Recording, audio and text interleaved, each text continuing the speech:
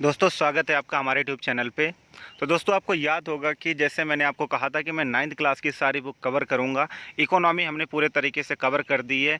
अब इकोनॉमी के बाद जो मैंने नंबर लगाया है वो ज्योग्राफी का लगाया है, क्योंकि मेरे पास बहुत सारे ऐसे मैसेज ऐसे बहुत सारे कमेंट्स आए कि जिसमें बोला गया कि सर आप ज्योग्राफी शुरू कर दीजिए, क्योंकि ज्योग्राफी एक ऐसी सब्जेक्ट है जिसकी वीडियोस हमें यूट्यूब पे नहीं मिल पा रही हैं। तो दोस्तों उसी के संदर्भ में मैं आज आपके सामने ज्योग्राफी का पहला चैप्टर लेकर के आया हूँ, 9th क्लास एनसीईआरटी। ये जो चैप्टर लेकर के आया हूँ आपके हर एक कंपटीशन एग्जाम में हर एक तरीके से आपके लिए मददफुल होगी। तो दोस्तों चलो देर ना करते हुए वीडियो शुरू करते हैं। दोस्तों जो हमारे सामने आज जो पहला चैप्टर है उसका नाम है भारत, आकार और स्थिति। भारत, आकार और स्थिति। तो दोस्तों आज हम भारत, आकार और स्थिति के बारे में चर्चा करने वाले हैं। चलो दोस्तों शुरू करते हैं।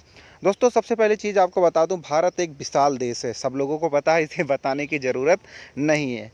और ये उत्तरी गोलार्ध में स्थित है। दोस्तों क्वेश्चन बनता है, भारत किस गोलार्ध में स्थित है? ध्यान से सुनना दोस्तों, जो क्वेश्चन पूछा जाता है भारत किस गोलार्ध में स्थित है, तो भारत हमेशा याद रखना उत्तरी गोलार्ध में स्थित है।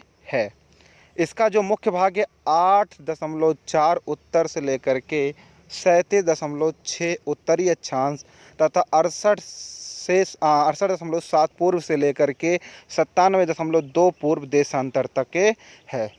तो दोस्तों दो शब्द यहाँ पर निकल के आए कि अक्षांश और देशांतर। दोस्तों आपने देखा होगा जैसे कि हमारा ग्लोब है, ग्लोब में ये क्या बीचों बीच एक रेखा खींची जाती है जिसे हम विषुवत रेखा कहते हैं। और उसके बाद आप देख जैसे कि हमारा ईस्ट हो गया, ये वेस्ट हो गया, ये नॉर्थ हो गया और ये साउथ हो गया। क्लियर दोस्तों? अब ईस्ट टू वेस्ट या वेस्ट टू ईस्ट जो भी रेखाएं खींची जाती हैं, पूरब से पश्चिम या पश्चिम से पूरब जो भी रेखाएं, या मतलब जैसे हम कहते हैं ये वाली रेखाएं जो भी खींची जाती है इसी को हम अक्षांश रेखा कहते हैं। क्लियर दोस्तों?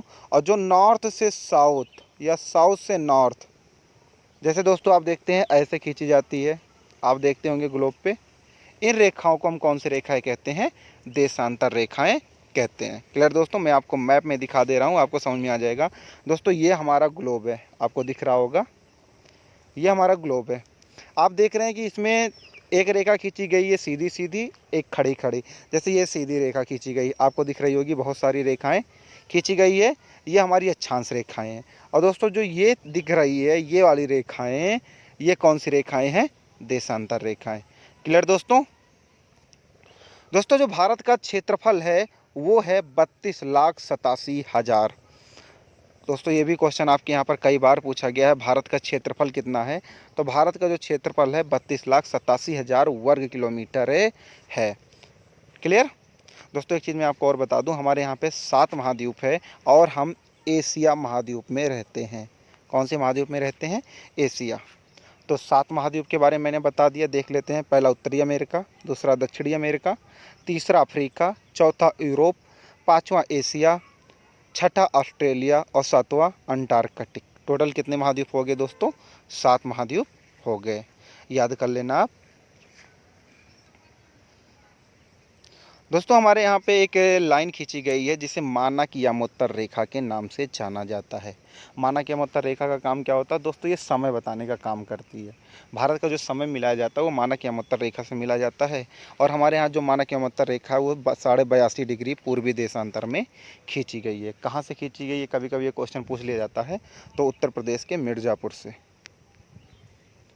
कहाँ से दोस्तों? उत्तर प्रदेश से मिर्ज़ापुर से। तो यहाँ से ये रेखा खींची गई है। क्लियर? पक्का? चलो दोस्तों आगे बढ़ जाते हैं।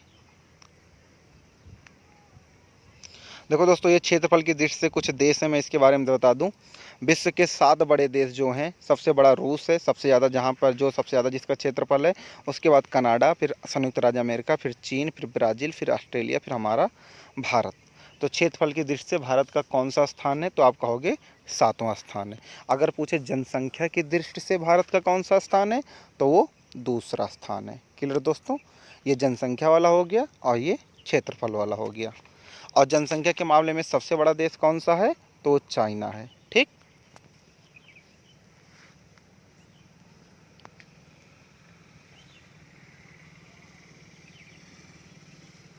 दोस्तों जो जो इम्पोर्टेंट टॉपिक है मैं आपको वही बताऊंगा, फालतू चीज़ों के बारे में हमें पढ़ने का कोई फ़ायदा नहीं है। तो दोस्तों ये मैं आपको मैप दिखा दूं, भारत के थोड़ा सा पड़ोसी देश के बारे में एक नज़र हम डाल लेते हैं।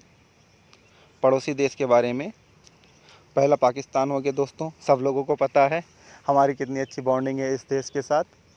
दूसरा चीन हो गया, इनके साथ भी हमारी बॉन्डिंग कैसी है प्रेजेंट टाइम में, इसको बताने की या एक्सप्लेन करने की ज़रूरत नहीं है। तीसरा नेपाल हो गया, भूटान, बांग्लादेश, म्यांमार।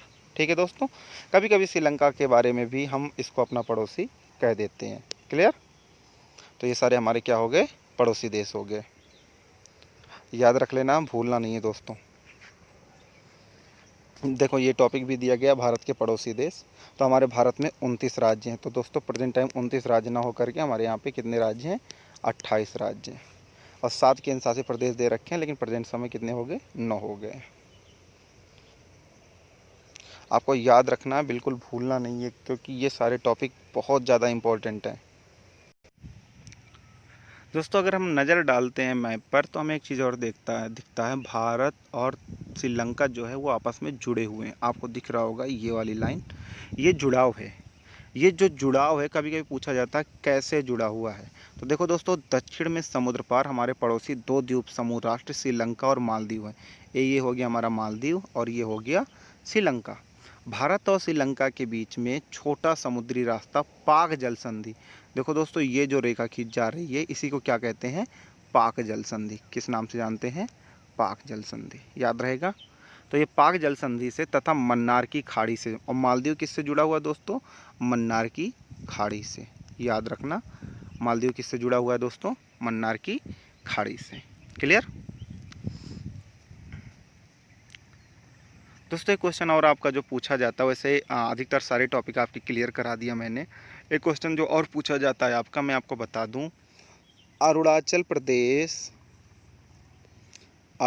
प्रदेश और गुजरात के टाइम में 2 घंटे का डिफरेंस है। कितने घंटे का डिफरेंस है दोस्तों, 2 घंटे का डिफरेंस है। क्यों है, ये क्वेश्चन पूछा जाता है आपके यहाँ पे।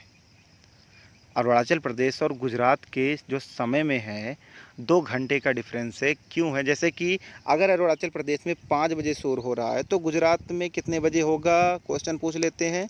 तो साफ सी बात है 7 बजे होगा, क्योंकि कितने घंटे का डिफरेंस है, 2 घंटे का डिफरेंस है।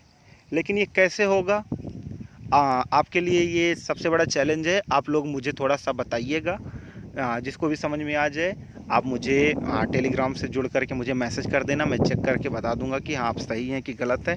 तो जैसे कि होगा आप लोग मुझे इन्फॉर्म कर देना। अगर आपको समझ में आ जाए तब तो ठीक है, नहीं भी समझ में आता तो मैं आपको समझाऊंगा क्या रीज़न है, 2 घंटे का डिफरेंस क्यों है। मैं आपको एक्सप्लेन करके सारी चीज़ें आपके सामने लाऊंगा। बिल्कुल आपको परेशान होने की ज़रूरत नहीं है। आपके एग्ज़ाम में 5 नंबर का ये क्वेश्चन 9th क्लास में पूछा जाता है। अक्सर एनुअल एग्ज़ाम में 9th क्लास में क्वेश्चन पूछा गया है। बच्चे काफ़ी गलत करके भी आ जाते हैं, लेकिन आपके पास एक मौका है। अब मैं देखना चाहता हूं कि आप लोग जो पढ़े हैं अभी तक, जो एनसीईआरटी उठाए हैं, नहीं भी उठाए हैं, किसको समझ में आता है, किसको समझ में नहीं आता है, तो वो सारी चीज़ें मैं देखना चाहूँगा। तो आप लोग लिख करके सॉल्व करके आप मुझे मेरे टेलीग्राम पे मैसेज कर सकते हैं, या आप कमेंट्स बॉक्स में आ करके मुझे बता सकते हैं हाँ सर मेरा हो गया। तो मैं अपना व्हाट्सएप नंबर दूंगा और उनसे मैं कहूँगा ठीक है आप मुझे भेजिए। तो मतलब जो भी हो सारी चीज़ें मैं आपको ज़रूर कवर कराऊंगा। लेकिन आपको ये ज़रूर बताना 2 घंटे का डिफरेंस क्यों है, अरुणाचल प्रदेश और गुजरात के समय में 2 घंटे का डिफरेंस क्यों है, ये आपके लिए सबसे इम्पोर्टेंट क्वेश्चन है। मैं जानना चाहता हूँ आप लोग पढ़ रहे हो कि नहीं पढ़ रहे हो। अगर जिन लोगों ने भी करके दिखा दिया, मुझे लगेगा कि हाँ वो पढ़ाई कर रहे हैं, तो उन्हें मैं अलग से ट्यूशन या